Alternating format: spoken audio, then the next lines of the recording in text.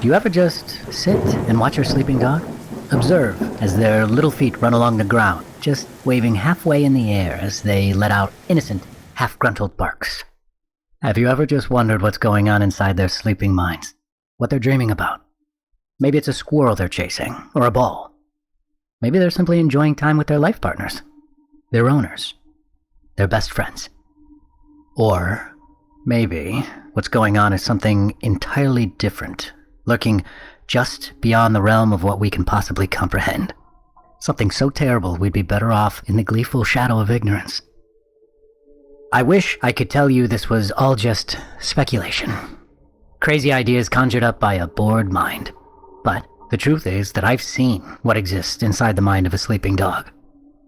And it terrifies me beyond what I ever imagined possible. The idea of mind reading itself is an old one. And while it might sound like something taken out of a science fiction novel, we do possess devices that can give a basic translation of what occurs inside an individual's resting mind. In reality, in a dumbed-down version of neurology, everything we think, dream, and feel is a product of chemicals and electrical signals surging through our flesh, producing a flux of ideas and emotions which results in pretty much everything we are. With the right equipment, there's no reason why we shouldn't be able to translate these impulses into text, audio, or even images. That's what I've been working on for the past decade. A device that not only reads the electrical impulses within your brain, but one that can also give a basic picture of what's going on. It might sound horrifying enough on its own, but don't fall into a pit of despair. This is nothing to be used as a torture device or to extract information from unwilling participants. This was always planned to aid those no longer able to communicate with the world surrounding them. People suffering from locked-in syndrome, unable to speak, but fully conscious, horrified as they've lost the ability to interact with the people around them. The device we worked on was supposed to aid them, give them a way of talking to their friends and family, to let us know they're still in there. The project itself was called Dreamweaver, and came in the form of a hairnet containing hundreds of tiny electrodes, able to read the brain's electrical signals from the surface of the skin. Much like encephalography, it read brainwaves, but unlike the standard EEG, it was also capable of translating them. Even from the very early prototypes, we were able to pick up some vague shapes and sounds from our first test subject, which just so happened to be me. Both while awake and asleep, we managed to reproduce my thoughts, displaying them on a nearby monitor and then recording them. Awkwardly enough, the first dream happened to be erotic in nature, witnessed by all four of my fellow scientists, laughing hysterically as I was forced to confirm that they were, in fact, my dreams. But regardless of how embarrassed I felt, we were all ecstatic to have taken such a massive leap forward in science. After that first successful but slightly awkward attempt, we decided it would be more professional to find a third party of willing, and hopefully shameless, volunteers to share both their conscious and unconscious thoughts. A couple of weeks went by and we recorded grainy, hardly intelligible thoughts and dreams from about a dozen people, each aiding us in our goal to properly calibrate the Dreamweaver device and to translate the signals. The main problem that we quickly discovered was that while our technology was state-of-the-art, the human mind was simply too complex to easily translate. There's too much noise, too many emotions, and an overabundance of useless information stored in our high-functioning brains, all making it difficult to properly read anyone's thoughts with a high level of accuracy. Then, one of my colleagues suggested we take a step back and start over with a more primitive creature, one that we can confirm has dreams, emotions, and thoughts, but to a lesser extent. Humanity's best friends, dogs. Yes, we could have used more primitive primates, but that meant time had to be spent on an excessive amount of paperwork. Dogs were more readily available. I was quick to volunteer up my own best friend, Robbie, as our very first animal test subject. He spent most of his days sleeping away or eating anyway, so having us monitor his dreams wouldn't make much of a difference. All we needed was an endless supply of snacks, and he'd happily drift off and snore wherever and whenever he could. It was something I'd noticed even as Robbie was a puppy, one who'd just eaten a half a pizza he found lying on a bench, swallowed in just a few seconds before I could stop him. Being a Bernese mountain dog pushing 100 pounds, carrying him home, even back then, was a tremendously difficult task. I brought him to the sleep lab accompanied by his favorite toy, blanket, and a bag of snacks sufficient to put him into a coma for a couple of hours. As predicted, it didn't take more than a half an hour of enough petting and feeding before Robbie fell fast asleep on top of his blanket, snoring like a tractor and wearing the Dreamweaver. Now, we just had to wait for Robbie to go through the stages of sleep before finally reaching REM, the interval of dreaming. The image appeared quickly, just vague outlines at first, hardly resembling anything more than abstract art. But as we calibrated the machine, we quickly managed to conjure an image clearer than anything we'd seen in a human being. A remarkably accurate representation of Robbie's mind, vivid beyond what we thought possible. We saw the picture from Robbie's point of view. Him running through what looked like a narrow alley, the ground full of debris, metal, and other junk. He sniffed frantically around, periodically lifting his head to reveal thick black smoke obscuring the view above. He stopped and barked. Not a threat, but one calling out for someone, before he kept moving through the alley and onto the main street. Just like the alleyway, it was poorly maintained, full of cracks and covered by various trash. Most of the buildings around were on the brink of collapse, with one of them engulfed in wild flames that shot far up into the sky above. Robbie instinctively ran over to the burning building, defying his usually cowardly soul, and stood outside, growling at it. Before long, a woman burst out from the front door, her clothes on fire as she screamed in a mixture of horror and agony. He chased after her while she ran around in panic, only lying down in a hopeless attempt at extinguishing the flames. All the while, Robbie barked at the fire, not understanding that it wasn't a living creature, a thing he couldn't scare away. He just saw something moving around the woman, hurting her, and he wanted so desperately to help. It was a futile fight, and the woman couldn't escape the heat. Within a couple of minutes, her skin had melted, with her hair burned away, and her own eyes turned to goo inside her skull. After what must have felt like an eternity of pain, she suffocated from the smoke and fell silent on the ground. Then Robbie woke up. He shot to his feet as he quickly inspected his surroundings, the horrible dream fading rapidly from his easily distracted mind. Once he noticed me there by his side, he immediately returned from worry to joy, violently wagging his tail and jumping up to lick my face. I petted him and smiled at his dumb, loyal face that had long since forgotten the dream. On the inside, however, I was filled with terror. What the hell had we just witnessed? Right then, I wished for nothing more than to be able to verbally communicate with my dog.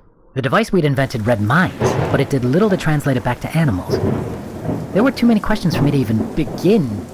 The main one being, how did he come up with such a horrific scenario? I'd had Robbie since he was nothing but a tiny puppy, small enough to fit in one hand. Destruction, fire, death, these were all concepts he shouldn't even understand, let alone have the ability to recreate in such an apocalyptic scene. A nightmare to match anything I'd ever experienced myself. After a short discussion with my colleagues, we decided to keep Robbie at the lab for a few more nights, check if the dream was a one-time event, or if there were thoughts and worries that haunted him each and every night. Robbie, naturally, loved the extra attention he received at the lab and couldn't be happier. For the next week, we kept him close, feeding him and making sure he felt comfortable enough to spend a sufficient amount of time sleeping. While most of his dreams were exactly what one would expect from a dog, running through the woods, chasing butterflies, eating all the food in the world, about a third of his dreams were exactly the nightmares we witnessed during the first experiment.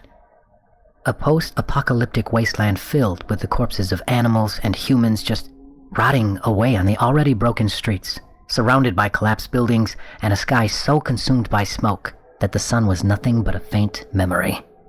Some of the still-standing buildings I could recognize, landmarks from our city that Robbie hadn't even seen his entire life. Yet there they were in his dreams, as clear as my own memories of them. He saw our ancient local cinema, our apartment building, the park, and the history museum.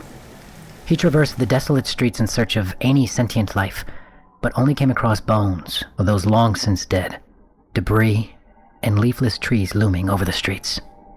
Whatever had happened to the world, it had caused utter destruction beyond repair, and if humanity had endured, they were nowhere to be seen. It wouldn't be until the fifth recording before Robbie finally came across another person stumbling aimlessly through the ruins. He collapsed to the street before he even noticed my dog, and it quickly became apparent that he too was standing on death's doorstep. Robbie wandered over and licked the stranger's face, whimpering as he attempted to wake him back up.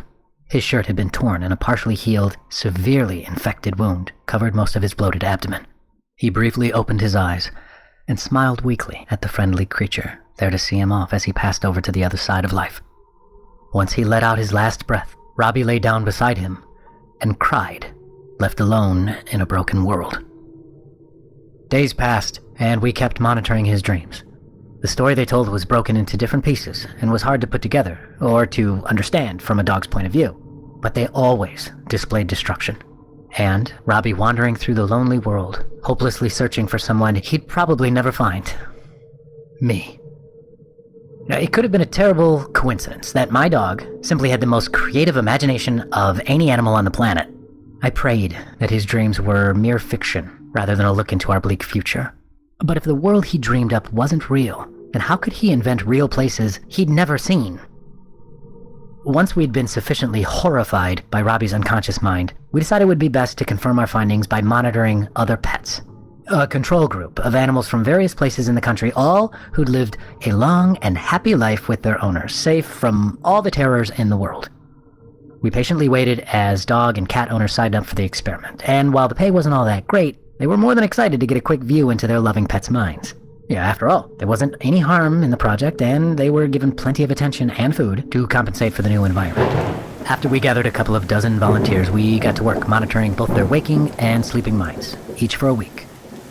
We recorded their dreams and showed it to their owners after the fact, to prevent them from being exposed to the same nightmares we'd witnessed. Yeah, our plan was simple. If they had normal dreams, we'd just give them a copy of it on a USB stick. And if not, we would blame it on equipment malfunction and pay them their fee. No harm done. Most of the animals showed little more than your average dog catching a stick, or a cat playing with yarn. And as we got through to the 5th, 6th, and even 7th subject without another incident, we almost allowed ourselves to fall back into blissful ignorance. But then we saw another nightmare. It was remarkably similar. A barren hellscape devoid of any sentient life. Just pets roaming the ruins, looking for anyone to keep them company at the end of the world. One cat dreamed of a minute society in the middle of the wasteland. Just 20 or so people clinging on to life in the middle of the immense destruction, all looking fatigued and emaciated. Another dog saw dried-out oceans, only occupied by the occasional corpse, submerged in the few puddles that remained, searching for half-rotten fish and other dead animals it could feed off of. And then, against all odds, one found the half-burned remains of their former owner. We could recognize her face as one of the volunteers, twisted in an everlasting expression of agony and confusion. Whatever she had seen, or would see in the future, would remain a mystery. We ended the experiment there. Those lucky animals who had pleasant dreams were recorded and given to the owners. The rest were discarded, locked away on a hard drive to be kept hidden, and we apologized to the volunteers under the pretense that our equipment simply didn't find anything. Let's just say, machine malfunction is a popular excuse in the science community when they find something they don't want you to know. Following the dreadfully successful experiment, we handed the recordings and device over to more appropriate scientific groups. Whether we discovered something about our near future or not, we needed people with better resources to deal with it. A group called Artifacts quickly swooped in and took all of our equipment, with the exception of the first prototype, which I brought home to calibrate months before the ordeal. I decided I would check Robbie's dreams one last time before scrapping the device, hoping to find just another pleasant one I could keep as a memory. Away from my colleagues and the stressful setting of our lab, I fed him and he fell asleep in my lap, wearing the Dreamweaver.